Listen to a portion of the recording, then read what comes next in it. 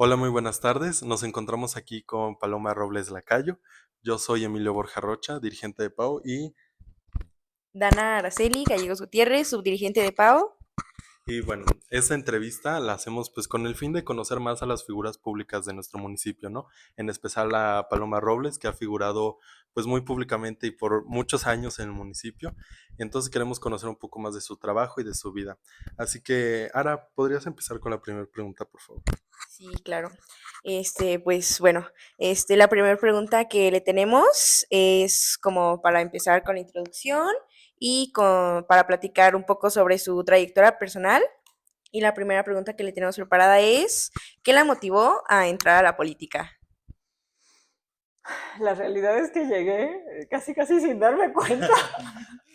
Sí, propiamente hay otras personas que tienen la aspiración, ¿no? Desde tempranas edades. No fue mi caso. Yo hace unos años jamás me hubiera imaginado que andaría en estos ambientes. Mm, mi trayectoria laboral, quiero decir, enteramente en el servicio público. Ujú. He trabajado en los ámbitos de salud, de cultura y de educación. Y en el municipio desde el 2012, cuando tuve la oportunidad de ser la coordinadora del Museo de Sitio Ex Convento Dieguino. Ahí estuve alrededor de 2 años y luego, con el tiempo y por mi trabajo en el Dieguino, fui invitada a ocupar la dirección del Museo de las Momias de Guanajuato. Esto sucedió el 15 de diciembre del 2015 y salí el 28 de marzo del 2018. Pero ya en el 2018, 3 partidos me habían invitado a ser candidata.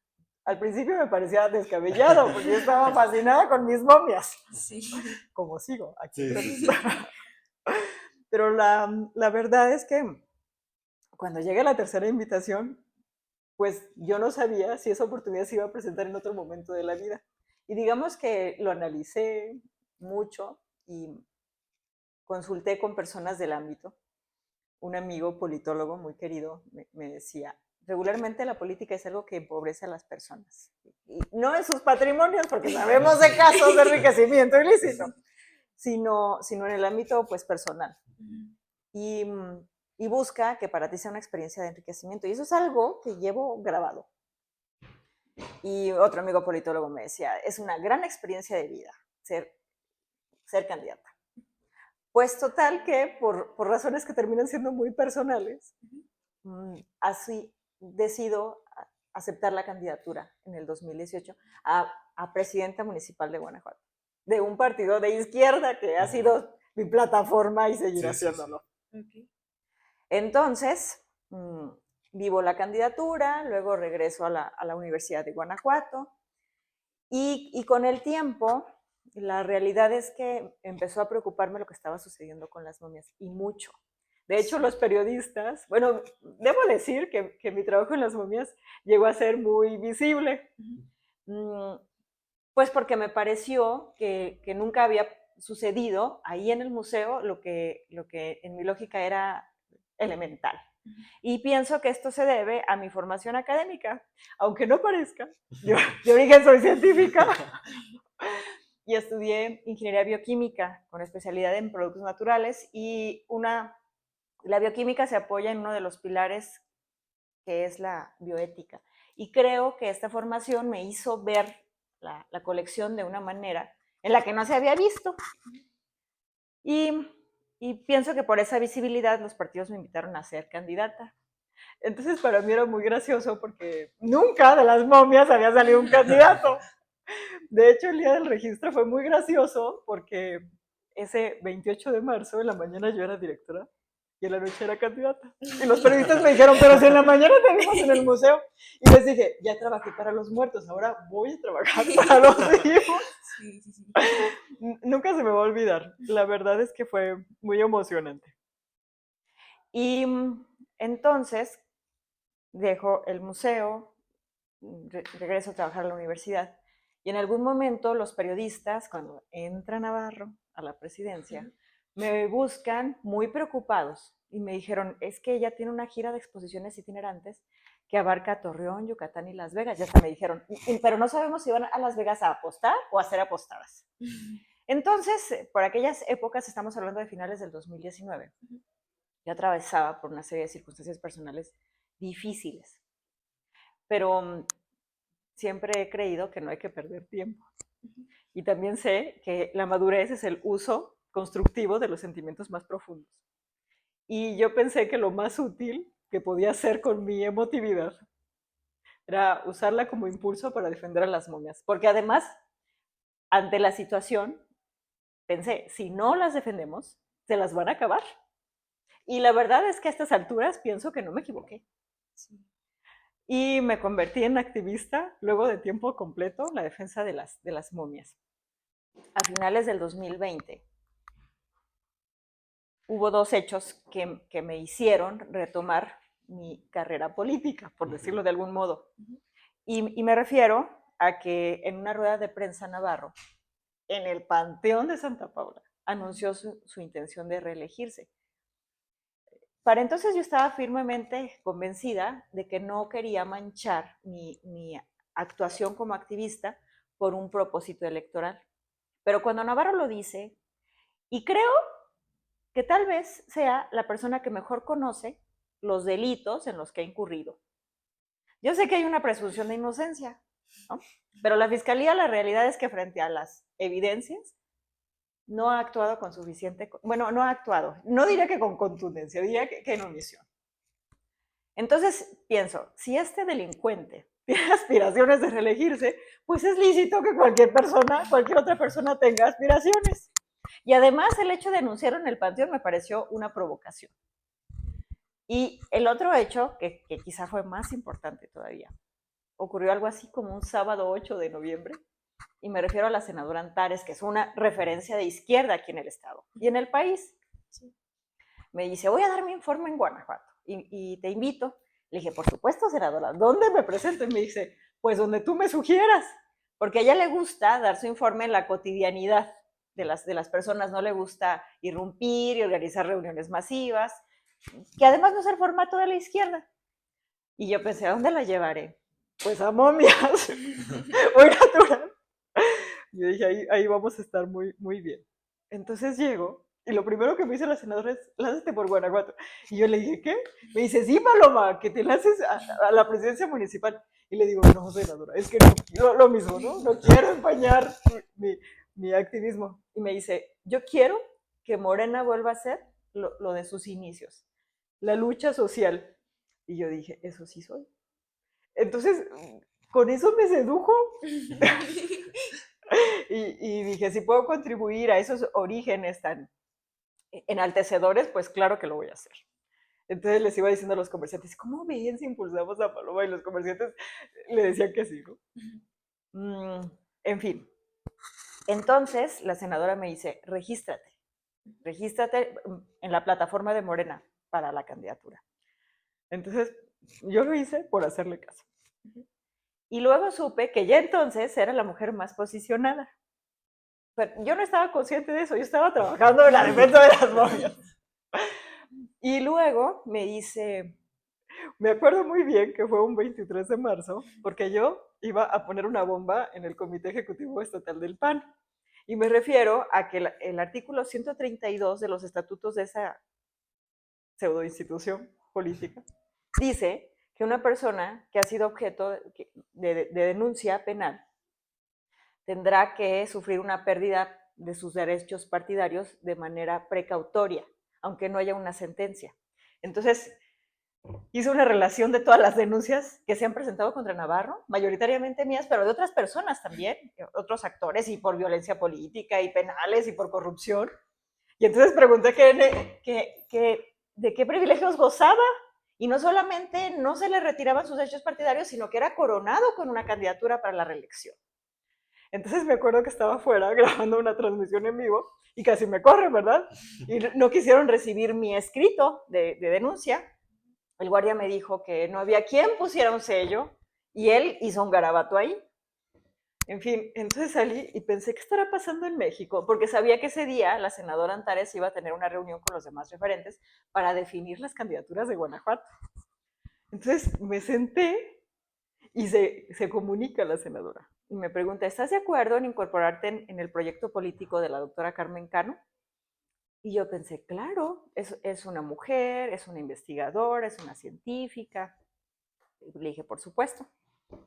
Y me dice, bueno, pues vas a ir en la planilla. Y le pregunté, ¿en qué posición? Y me dice, competitiva.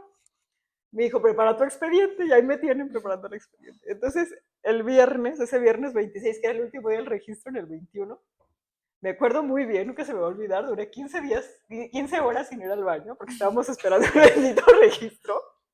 Fue un día lleno de emociones. Yo no sabía que no era aceptada por la planilla, pero finalmente decidí defender lo que la senadora había logrado por mi trabajo. Respeto mucho las trayectorias de las personas y pienso que las personas, que en Guanajuato hay personas muy valiosas, muy capaces, pero que no siempre tienen el temple para estar peleando por las posiciones. Y también respeto el trabajo que he hecho. Entonces, en su momento, cuando tuvimos discusiones al interior de la planilla, les decía, ¿quién de ustedes va a ser más competitivo? Y no porque venga a prometerlo, sino porque ya lo he sido. Les recuerdo que ya lo he sido. En fin, finalmente es así como llego a la regiduría. Y, y ahí pues han pasado muchas cosas que seguramente serán una respuesta de una pregunta posterior. Pero sí, me interesaba decir que no fue mi obsesión ni mi propósito, sino que llegué de una manera natural y quiero resaltar, agradecer siempre a la senadora Antares por haber creído en mí, por haber creído en mi trabajo. Es muy raro que en el ámbito político se logren posiciones por los méritos y por la trayectoria. Y creo que en mi caso ocurrió un milagro y una excepción y me siento muy afortunada y también siento que doy buenas cuentas a la población porque he puesto todo mi empeño, todos mis recursos personales, mi esfuerzo, mi energía, por todo lo que he crecido para resolver las demandas sociales. Así que estoy en paz. Muy bien. Pues ya en este ratito ya nos contestó 3 preguntas. ¡Ay, qué bueno! Así que bueno, vamos a hablar un poquito del contexto político actual, ¿no? Porque a nosotros nos interesa escuchar la opinión desde cualquier perspectiva. En este caso, pues ahora va a ser su perspectiva, ¿no? Entonces, ¿cómo evalúa la situación política actual? Desde federal, estatal y pues aquí en nuestro municipio local. Empiezo por la federación. Yo creo que tenemos un contexto muy favorable. Es una situación histórica muy favorecedora porque nunca antes, creo yo, habíamos tenido un presidente tan aceptado. Por supuesto que hay otras voces disidentes y es sano que existan, es natural. Sin embargo, mayoritariamente, él cuenta con el respaldo ciudadano. Y pienso que él mismo, me refiero a Andrés Manuel López Obrador, hizo un amplio trabajo de sensibilización, de concientización social y que ahora hay mucho interés dentro de la propia cotidianidad por lo que ocurre en el ámbito político en todas las escalas, en la población, y pienso que eso es sumamente relevante, que tengamos interés, que se erradique la apatía que tanto daño ha hecho. Entonces, estamos en el segundo piso de la cuarta transformación, llega una mujer, una científica, que además tiene una trayectoria de izquierda. Supongo que ya lo saben, ¿no? Que ya lo saben ustedes, Sí. pero de cualquier forma no está de más decir que la izquierda es una postura política que tiene que ver con la búsqueda de la igualdad.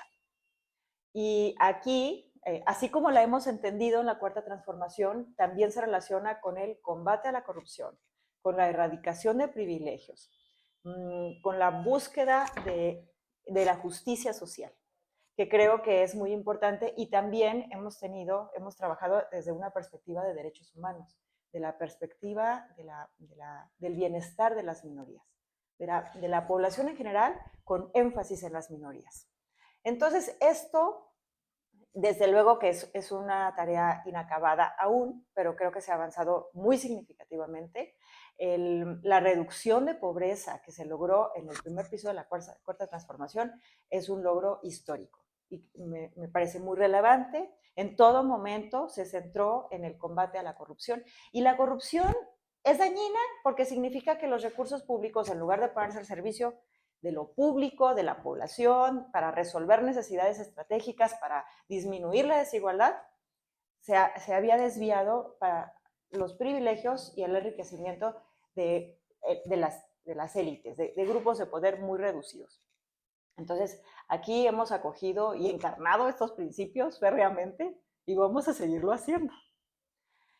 Y que esto como contexto, en el ámbito nacional, sinceramente me siento muy tranquila, porque hay una figura en la presidencia que por primera vez es una mujer en el país y además creo que va a ser una persona congruente porque lo ha sido. Yo pienso que no tiene caso decir lo que vamos a hacer, sino observar lo que hemos sido y eso habla muy, muy bien y con mucha fuerza de lo que podemos esperar. Entonces, por lo que ha sido Claudia Sheinbaum, es una mujer, incluso en una etapa de la vida de madurez, muy consolidada, pienso que estamos en las mejores manos, sinceramente. Y en el ámbito estatal y en el ámbito municipal, desde luego que no tengo la misma perspectiva, yo pienso que habrá continuidad en las dos dimensiones, en la estatal y en la municipal.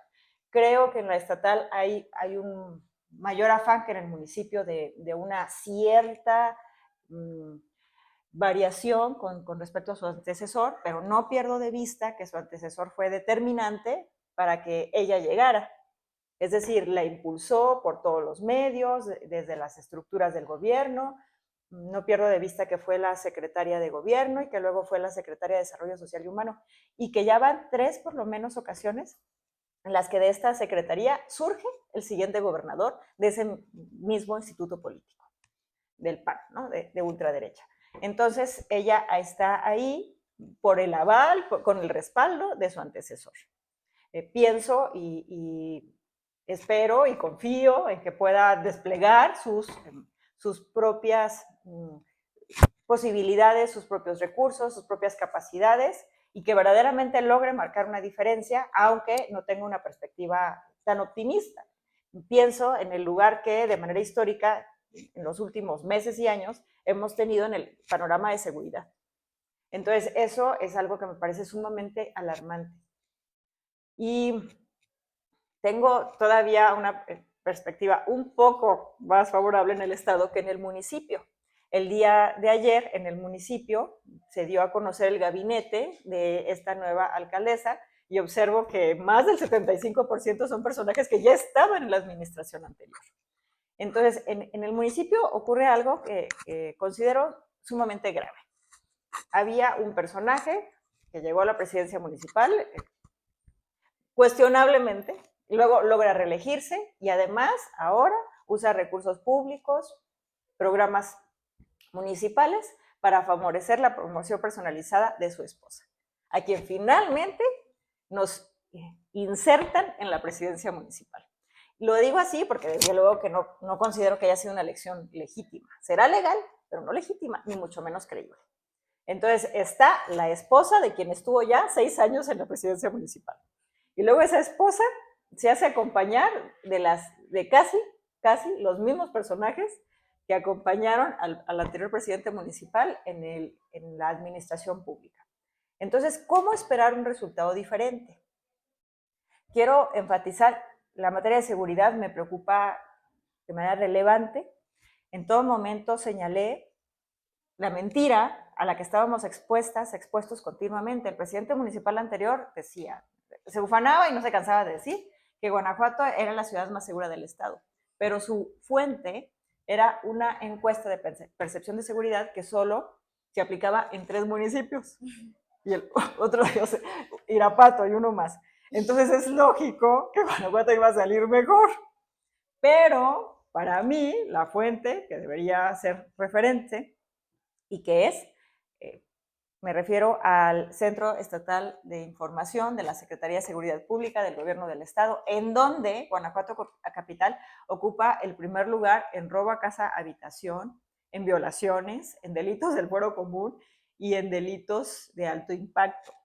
Esto en relación con el reporte de incidencias municipales, que me parece mucho más útil que los datos, que los valores absolutos, porque está medido en proporción con la población. Entonces, Guanajuato tiene el primer lugar en la tasa de incidencia de estos comportamientos delictivos en el estado. Y no me cansé de decirlo durante las sesiones de ayuntamiento en las que era pertinente mencionarlo y pienso que debemos tenerlo muy presente. La población sabe que el presidente miente. Acabo de leer la nota de que ahora esta mentira es replicada por la esposa, lo cual era de esperarse. Pero la población sabe perfectamente que eso es falso y los datos oficiales lo reafirman. Entonces, creo yo que estamos en una situación turbulenta, trágica, que no tenemos un escenario favorable en el Estado y mucho menos en el municipio. Pero por eso hay que actuar. Voy a detenerme aquí porque luego contesto no sé cuántas preguntas. Sí. Bueno, la siguiente pregunta sería, ¿cómo evalúa su propio desempeño en su último puesto público? No, desde luego que hubiera querido hacer más, pero debo decir que sí usé todo el tiempo y todos mis recursos personales. ¿Cómo lo evalúo? Lo evalúo favorablemente. Hoy en la mañana estaba reflexionando justo en eso, en mi desempeño. Debo platicarles que presenté 20 iniciativas y de materias muy diversas. Y quizá esto no se había presentado en el Ayuntamiento de Guanajuato. ¿Quién sabe si se vuelva a presentar?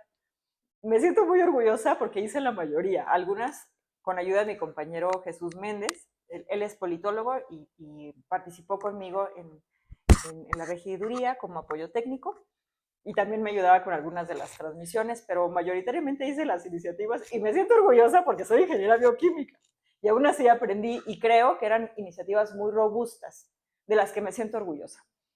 Estas iniciativas fueron presentadas a lo largo de mi administración en materias tan diversas como participación ciudadana, defensa del patrimonio cultural, derechos humanos, perspectiva de género, seguridad, movilidad, entre las que recuerdo.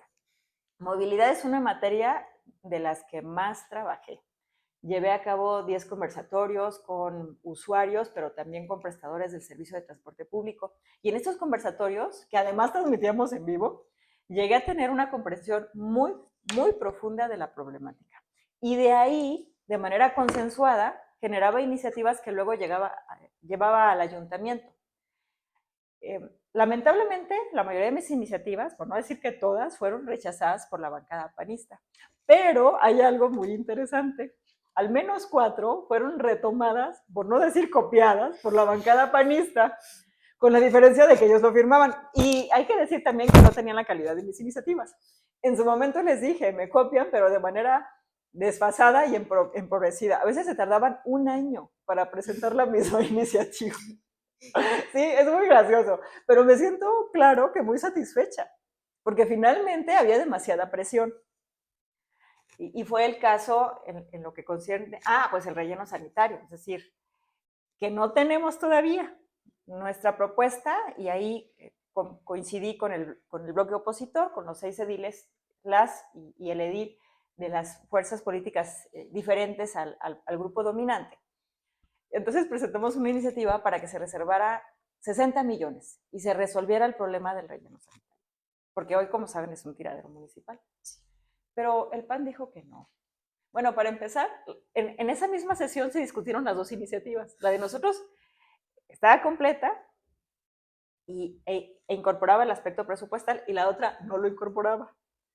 Entonces ahí se discutió que nada más 8 millones. La realidad es que no hay suficiente dinero. Incluso debo decir que en el último periodo hicimos una visita al sitio de disposición final y el personal, sí hubo una inyección de recursos no suficiente. De hecho, ellos mismos reconocen que falta personal. Y pienso que en esa materia no debimos haber limitado el presupuesto asignado, pero el PAN tiene otras prioridades. Entonces, es muy interesante lo que ocurre en el ayuntamiento por la diferencia de posturas. Pero centrándome nuevamente en mi desempeño, considero que fui la edil más productiva, fui la única edil que usó todas las sesiones de ayuntamiento, absolutamente todas, para expresar inquietudes ciudadanas y también advertir irregularidades de la administración pública. Por otra parte, fui la única edil que transmitió desde mis recursos personales, desde mi cuenta de Facebook, todas las sesiones de ayuntamiento y todas las sesiones de comisión de las que tuve conocimiento, porque a veces no informaban, yo pienso que en buena medida para evitar la transmisión. Y estuve en contacto permanente con la población, acudiendo donde era requerida.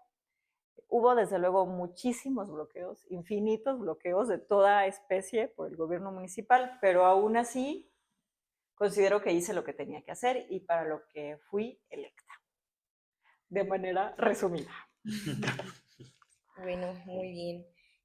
Otra pregunta que le tenemos es, ¿cómo cree que será la colaboración entre los diferentes niveles de gobierno en este momento?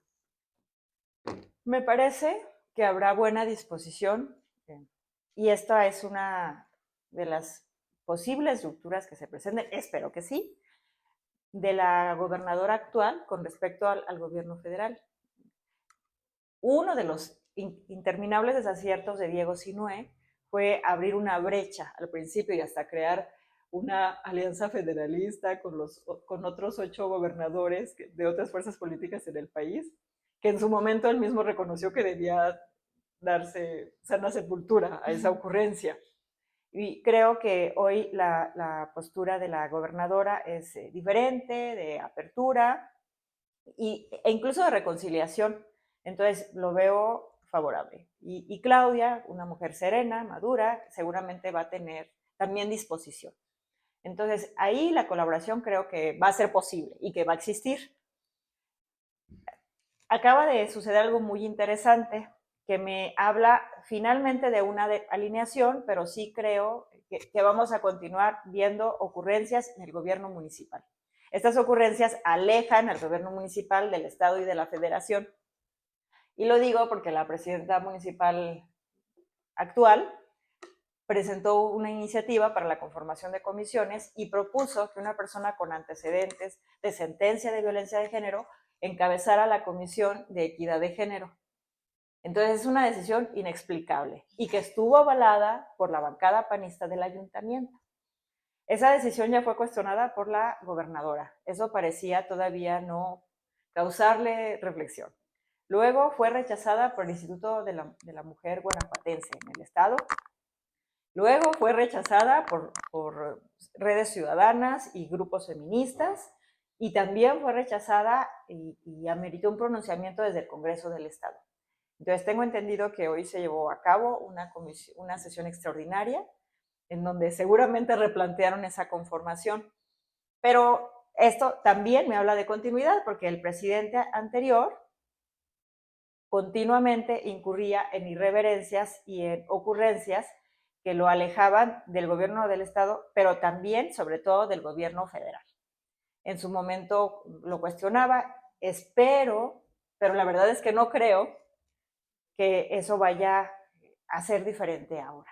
Entonces, eso me habla de que habrá quizá poca colaboración y esto pues en detrimento de la población capitalina, porque la coordinación entre las instancias de gobierno siempre favorece a la población, o es para eso. Un ejemplo claro de alineación, de concertación, es el hospital de la clínica del IMSS. Ahí tuvo que participar el gobierno municipal, pero sobre todo el gobierno federal. El gobierno municipal aportó un terreno, entonces una de las últimas actividades todavía de la administración anterior fue ir a hacer una visita de supervisión. Pero esto se logra en la concertación.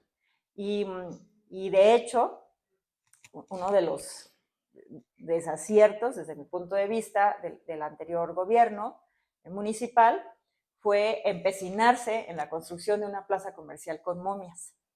Tuvo que intervenir el gobierno federal, las instancias internacionales en materia de protección del patrimonio cultural para frenar esa ocurrencia.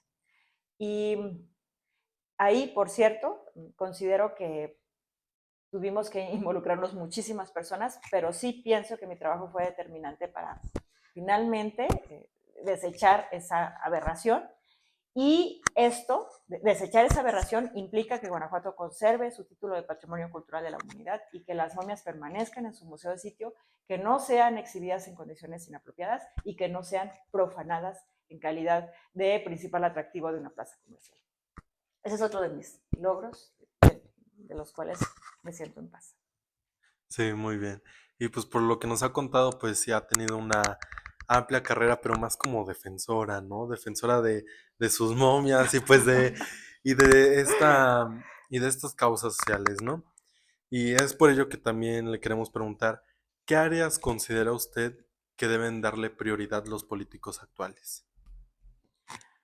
Mira, incluso desde mi opinión, pero también con una referencia, y aquí me voy a referir al Índice de Desarrollo Democrático, es una guía que consulto cada año y Guanajuato está siempre en lo mismo. En la materia de derechos civiles, en el índice de feminicidios, en la corrupción, en la violencia de género. Esas son mm, graves problemáticas que nos aquejan en el Estado y también considero que en el municipio. Pienso que los políticos y las políticas, sobre todo que ahora somos más, ¿no? Somos más mujeres que hombres, y qué bueno, es una reconfiguración pues muy necesaria, ¿no? Las mujeres nos tardamos 200 años más para empezar a votar con respecto a los hombres, pero al menos ya podemos hacerlo y además ser electas. Que no debemos perder de vista, que no debemos perder sensibilidad y que no debemos perder nunca de vista las preocupaciones ciudadanas, porque creo, aquí en el municipio, la verdad es que es una excelente escuela de lo que no se debe hacer. En su momento dije que Navarro para mí representaba un catálogo de delitos de corrupción. Y la verdad es que no soy tan optimista en lo que va a suceder en estos 3 años. Ojalá, pues, entre mejor se hicieran las cosas, menos trabajo tendríamos las y los activistas. Pero así como veo el escenario, vamos a seguir igual. Pienso que debemos centrarnos en lo que dije al principio, los recursos públicos son para resolver necesidades públicas. En materia, por ejemplo, de salud, hay metodologías que nos ayudan a priorizar problemas. Una de las más usadas es la de Hanlon y que evalúa varios factores, es decir, si tenemos un recurso público que no es ilimitado y tenemos infinidad de problemáticas, deben existir criterios que nos ayuden a tomar las mejores decisiones para el destino de este recurso. ¿Cómo es posible que en época de pandemia, cuando los negocios estaban cerrando, cuando la población estaba muriendo, Navarro quería construir una plaza comercial con recursos públicos? Es decir, no me pregunto dónde tenía la cabeza. Yo me pregunto si tenía cabeza en ese momento. Es decir, estaba concentrado en sus negocios. 53 locales que ya estaban asignados a personas cercanas a él, afines. Me habla de no solo de incongruencia, me cuesta trabajo calificarlo, de una completa dislocación del sentido común. Teníamos que atender a la población. ¿Para qué existen los gobiernos? Para contribuir a la calidad de vida de la población, para reducir la desigualdad, para contribuir al bienestar. Entonces, y él pensaba construir este emporio comercial en una zona con rezago. En fin, eso es lo que no se debe hacer. Lo que se debe hacer es centrarnos en lo que la población necesita. Les hablaba hace un momento del método de Hanlon, que tiene que ver con el impacto social, con la aceptación social, con la viabilidad técnica, económica, ambiental incluso. Entonces, acabamos de tener otro ejemplo. Él usó recursos públicos para pavimentar la calle que está detrás del hotel de sus hijos. Cuando sí hay comunidades que necesitan puentes para que los niños no se mojen en su camino hacia la escuela diariamente. Hay un puente acá por Cajones que beneficiaría a 4 comunidades. Hay 4 comunidades que no pueden, cuyos habitantes no pueden llegar a su casa en época de lluvia, porque crece el agua en una zona, en una zona concreta del camino, y entonces tienen que esperar hasta que el agua baje, o tienen que rodear, pero obviamente esto complica su vida. Y lo que ha dicho la Dirección General de Obra Pública es que están esperando la autorización de Conagua. Yo creo que en otros casos ni siquiera la solicitan y de todas formas actúan. Y si es que ya verdaderamente hubieran empezado el trámite. Entonces, pienso que los representantes, las y los representantes populares, tienen que centrarse en la maximización del beneficio a través del recurso público. Las personas en cargos de elección popular tienen la responsabilidad de administrar recursos públicos. Administrar quiere decir decidir qué vamos a hacer con el recurso. Si lo vamos a usar para plazas comerciales, o si lo vamos a usar para puentes, o si lo vamos a usar para reparar escuelas. Es decir, ¿en dónde hay mayor beneficio? ¿Dónde se necesita más? ¿Se necesita más en Valenciana? ¿O se necesita más en Cajones? ¿O se necesita más en Ciénega del Pedregal? ¿Y qué vamos a considerar? La magnitud de la población beneficiada, el impacto. A lo mejor lo que sucedió en la pandemia, no vamos a construir tantas carreteras, pero vamos a aplicar vacunas, porque es más prioritaria la vida que a lo mejor la comodidad de transitar, ¿no? Vamos a darle prioridad a la vida sobre la movilidad. Pero ahí lo que estoy explicando son criterios lógicos, transparentes, o que deberían ser transparentados, y sobre los cuales deberían guiarse las decisiones públicas. Navarro jamás nos dijo, porque en su punto de vista era más importante una carretera con 50 viviendas que nunca encontramos que un camino que beneficia a 4 comunidades, ¿sí? Si hablamos de movilidad, por ejemplo. Entonces, pienso que tener muy en cuenta en todo momento las verdaderas necesidades ciudadanas y preocuparse porque el recurso público sirva para mejorar la calidad de vida de la población. O sea, no tendríamos que hacer otra cosa. Y también pienso que es muy importante la participación ciudadana. Las decisiones van a tener más credibilidad, más fuerza y sobre todo legitimidad si se toman en conjunto. Él dijo, ese programa, ese paquete de obras, del programa de obra pública, se vota en Copladem, pero ahí nada más votan a favor. Votan sobre un paquete que se le presenta a Copladem y que previamente acordó él con la directora de obra pública. Entonces, claro que no hay un análisis. Si tuviéramos, y tampoco hay un diagnóstico de necesidades de infraestructura, ¿no? Si tuviéramos un diagnóstico de necesidades, diríamos, pues acá falta una comunidad, acá falta un barandal, aquí falta una calle. Y la de Valenciana, en mi punto de vista, ni siquiera debería estar en la lista de necesidades, porque no hay 59 casas, y porque está detrás, y porque debería de preocuparnos el nombre. Es decir, si no lo sacamos a la luz pública, a lo mejor la población no se entera, pero para mí sí es muy grave, y pienso que esos 6.8 millones de pesos pudieron tener una mayor utilidad en cualquier otro propósito público que se hubiera podido destinar. Entonces, si verdaderamente tuviéramos un diagnóstico de necesidades de infraestructura y en una asamblea, imagínense, donde estuvieran todos los delegados y delegadas de las comunidades, los representantes de las colonias, de los callejones, nos quedaría claro la magnitud de la necesidad en un lugar y en otro, y podríamos tomar juntas y juntos esa decisión. Pero la población no es involucrada. Y creo que hubo una clara intención de opacar y de ensombrecer las decisiones para que no fueran cuestionadas. Entonces, yo pienso que debería ser al revés, transparentar, involucrar, y va a ser mucho más difícil que se tomen decisiones erráticas. Con respecto a la pregunta. Sí, bueno, esta es una pregunta en el panorama político, ya para más o menos ir cerrando un poquito, porque ya no nos queremos extender tanto. ¿Qué nos puede contar, sobre su partido político? Cuéntenos un poco sobre cómo trabaja a nivel nacional y a nivel local.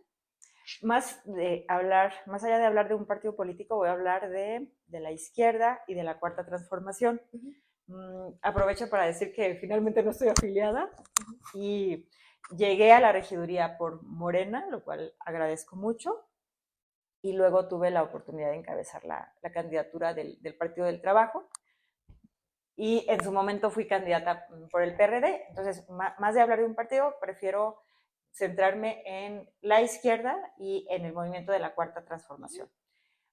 Creo que tenemos un escenario muy favorable y que tenemos el mejor de los momentos con una población consciente, y la verdad es que a mí me gusta que haya estas otras voces que enriquecen la discusión y que son necesarias. Me parece no solo enriquecedor, necesario, sano, conveniente, y que tengamos oportunidad las y los ciudadanos de contrastar, los argumentos y también la riqueza de la construcción o la fortaleza de estos argumentos. Y también, pues, la posibilidad no solo de contrastarlos, sino de evaluarlos para que podamos formarnos una opinión más sólida. En el pasado no había transparencia. Hay un personaje, un académico, Bobbio, que hablaba de que el gobierno es una caja negra. Entonces, a mí me interesa, a mí personalmente me interesa, y creo que debe ser también una exigencia, y lo es, ¿no?, de organizaciones y otras personas, que haya la máxima transparencia, la máxima publicidad. Así deben ser las decisiones. La transparencia es enemiga natural de la corrupción. Y pienso que así va a operar el gobierno federal. No creo que el gobierno estatal y municipal, pero hay que exigirlo, hay que propiciarlo. Y nuevamente voy a retomar los principios de combate a la corrupción, combate a la desigualdad, la búsqueda de la justicia social, la búsqueda de la igualdad y también la materia de los derechos humanos. Pienso que hay que fortalecerla, pero no a través de una aparente Secretaría de los Derechos Humanos como la veo anunciada. ¿De qué nos sirve una secretaría que es rechazada por uno de los grupos tan importantes para Guanajuato como el de los migrantes? Entonces, veo en decisiones estatales imposiciones. Eso es algo que no quiero y que no espero de la clase política, más imposiciones. Porque lamentablemente estamos acostumbradas y acostumbradas a eso, a que actúan por ocurrencia e imposición, pero sin consulta y sin transparencia. Entonces, en mi perspectiva, la izquierda avanza hacia allá y pienso que progresivamente la izquierda va a llegar a Guanajuato. Yo sueño con un estado de izquierda, sueño con un municipio de izquierda, en donde todo sea público, en donde las decisiones se tomen en consenso, en conjunto, para que sean las mejores, las decisiones más atinadas y para que verdaderamente se vea reflejada la decisión en el bienestar de la población. Sueño con un municipio en donde la desigualdad sea mínima y que sea progresivamente menor, no como ahora. Navarro decía en la última sesión de ayuntamiento pública, presencial, que como ya había hecho tantas obras en el sur, pues entonces también había que beneficiar al norte. Pero el norte de Guanajuato no es nada más su hotel, también hay otras comunidades. En algún momento, el 9 de febrero, es decir, me tiene harta la corrupción, me tiene harta la corrupción. Es un problema. Y mientras haya corrupción, yo no voy a estar en paz y no voy a permitir que los políticos corruptos lo estén. Porque nos están quitando recursos que tendrían que estar en beneficio de la población. Yo no puedo entender cómo una persona que conozca la Venada, que conozca las comunidades del norte. Recuerdo haber ido a un kinder en donde las madres querían cemento para pavimentar un espacio de 4x4, porque sus niños no tenían dónde jugar. Tuvimos que llevar una manguera porque no había agua, en unas condiciones de precariedad pavorosas. La carretera está espantosa. Uno se pregunta, ¿cómo podría llegar una ambulancia aquí? Pues después de 5 años, ¿no? Ya quizá demasiado tarde. Entonces salgo de una comunidad y me encuentro con el Milagrito. Y entonces el Milagrito es un terreno de 14.939 metros cuadrados, o sea, de 1.5 hectáreas, cuyo metro cuadrado fue pagado en 40 pesos. Entonces me burlo. 2 kilos de tortilla o 2 litros de leche cuestan más que un metro cuadrado del Milagrito. En un terreno privilegiado. En una zona donde el metro cuadrado cuesta 1,000 pesos. ¿Cómo le hicieron para que fuera adquirido en 40 pesos? Es una pregunta que todavía me hago. Ya le dije a la fiscalía que se encargue de investigarlo. Yo espero que en algún momento nos responda qué pasó ahí. Eso no puede ser legal, pues. Y entonces observo la disparidad. Esa disparidad me hace reaccionar. Acá no tenían agua, no tenían luz, la carretera está espantosa, bueno, no tenían ni pavimento. Y acá hay planta de subestación eléctrica, hay tanque elevado, en fin, ya tienen un conducto para abastecerse directamente de agua, nuevamente en condiciones de privilegio.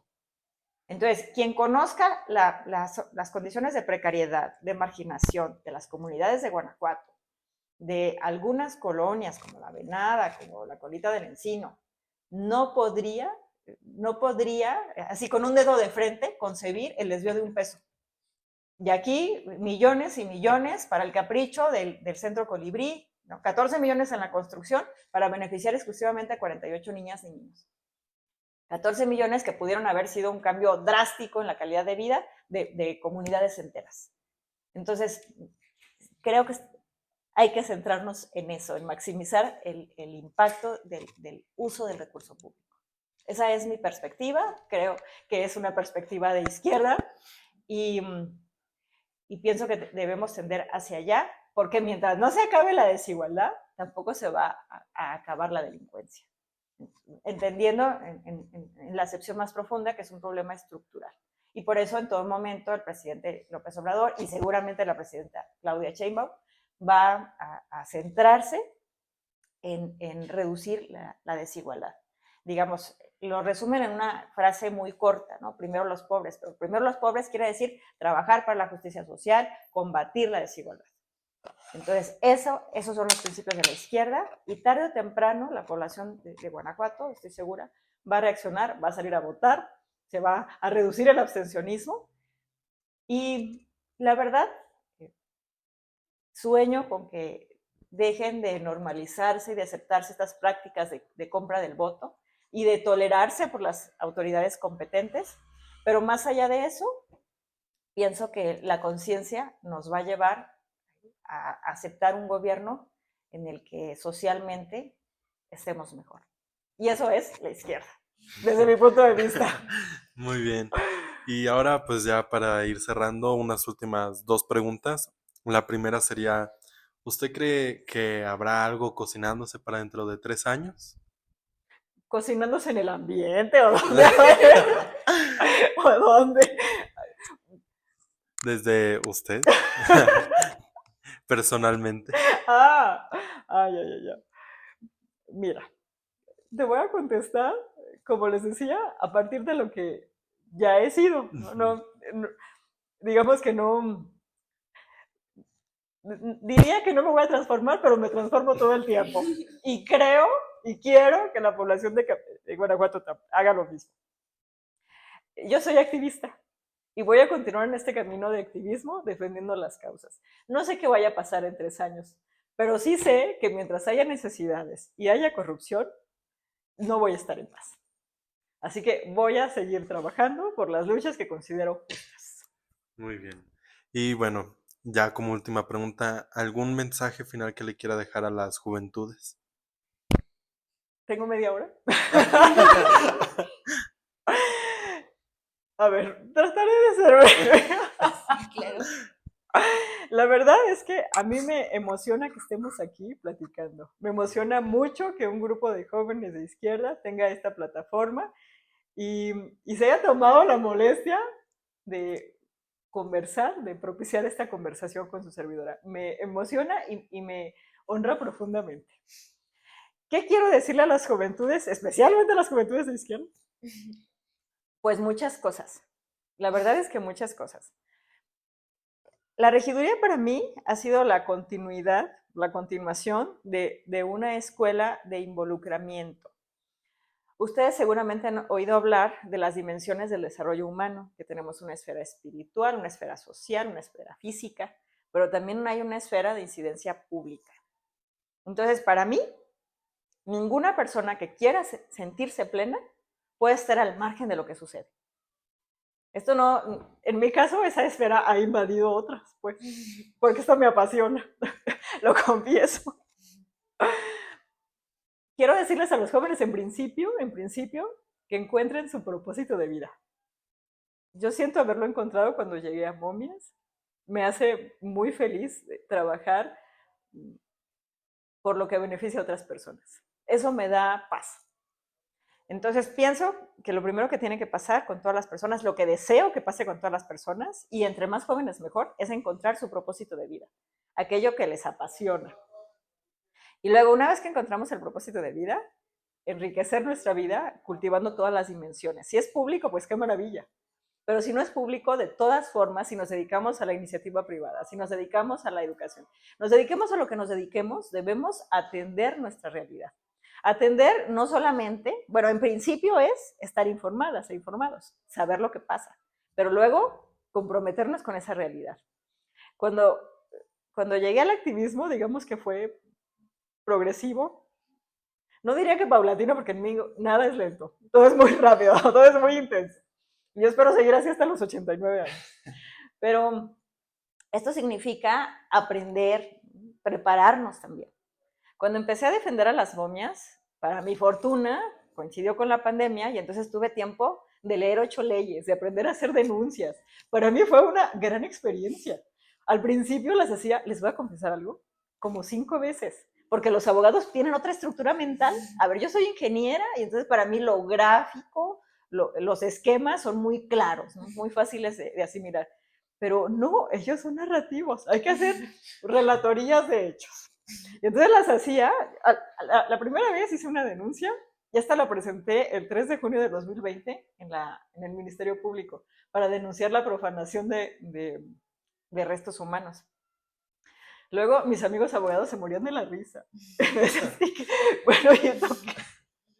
Pero ya me he preparado, pues, y yo espero seguir en ese camino.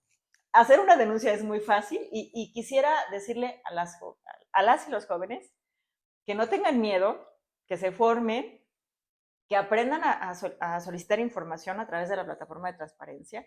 Es un derecho humano y también tenemos derecho a vivir sin corrupción, ¿no?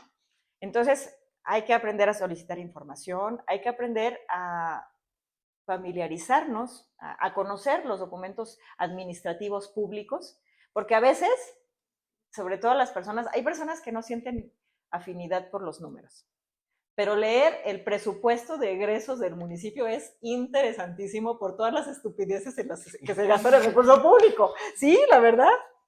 Entonces, que le damos una aportación a fundaciones, a asociaciones, la asociación alcaldes, ahí eso nos cuesta 150,000 pesos. ¿Y para qué sirve? Para que el alcalde salga en la portada.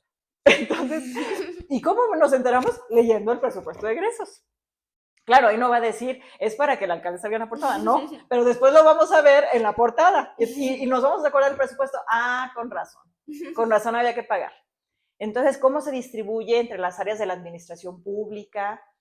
En fin, a mí me parece fascinante. Entonces, invito a la población a que esté muy atenta de lo que está sucediendo en nuestros gobiernos, en municipal, estatal y federal. Algo básico.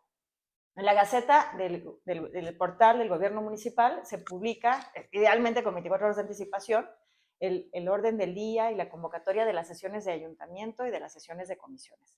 Entonces, nada nos cuesta revisarlo al día y saber de qué van a hablar o qué está discutiendo. Les invito a que conozcan el presupuesto de egresos de los 3 niveles de gobierno, que conozcan la distribución del presupuesto público. En fin, nos permite formarnos una opinión. Y si tienen dudas, que presenten solicitudes de acceso a la información. Presentar una denuncia, eso lo tiene que saber todo el mundo. Todo el mundo. Tiene 3 partes: el proemio, los hechos, los petitorios. En el proemio, quién soy, cuál es mi personalidad legal, soy mexicana, ciudadana, mayor de edad, y tenemos que poner unas vías para notificaciones, para escuchar y recibir notificaciones. Así dicen los abogados, y yo también lo pongo, y las abogadas, pues. Entonces, un correo electrónico, un domicilio, porque a veces dejamos una carta y la institución pregunta, ¿y a quién le contesto? ¿Cómo le hago llegar la respuesta? Porque se nos olvida algo tan elemental como poner un teléfono, un correo o un domicilio, un correo electrónico. Entonces, eso se pone en el proemio, el primer párrafo. Paloma Robles Lacayo, ciudadana mexicana mayor de edad, con domicilio para oír y recibir notificaciones en el correo electrónico palomarobleslacayo@gmail.com. Vengo, acudo a presentar, formar denuncia de hechos para que se investigue. Y luego ya, hechos, se le pone la sección hechos, una relatoría cronológica y luego, si tenemos evidencia, anexarlo en la sección de elementos de prueba, también se describen. Y finalmente, petitorios. ¿Qué quiero? Que la autoridad investigue y llegue hasta las últimas consecuencias y que se apliquen las acciones que correspondan. Fecha y firma. Entonces, es muy sencillo. Invito a que los jóvenes, las jóvenes, se familiaricen con estos mecanismos. No tiene ninguna complejidad. Si una ingeniera bioquímica pudo hacer una denuncia, perdón, cualquier persona lo puede hacer. Entonces, que sientan que el gobierno es su casa, es suyo, que nos apropiemos. Hay una teoría de los continentes. No hay espacios vacíos. Entonces, si la población no se involucra, el gobierno, que es esa caja negra blindada, porque así lo quiere el PAN, va a seguir apropiándose de las decisiones y de los recursos. En la medida en la que conozcamos y exijamos, lo vamos a contener. Sí, pues bueno, muchas gracias. No sé si les gustaría agregar algo más. Bueno, muchas gracias, agradecerle por esta entrevista. También nos da mucho gusto estar aquí con usted. Y bueno, usted no sé si quiere agregar algo más o... Pues resaltar, me emociona, me encanta que hayan propiciado esta conversación y que ojalá tengan oportunidad de escuchar a más voces y que haya más jóvenes y que todos venzamos al demonio de la apatía. Ese es el principal enemigo. Hay que estar aquí, hay que estar presentes, hay que estar viviendo plenamente.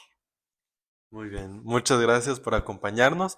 Esta fue una entrevista con Paloma Robles Lacayo. Yo soy Emilio Borja, dirigente de PAU, y mi compañera es Dana Gallego, subdirigente de PAU. Y bueno, nos queremos despedir pues recordándoles, ¿no? Nuestro eslogan de siempre, todo el poder a la comunidad estudiantil por amor a las y los estudiantes. Muchas gracias.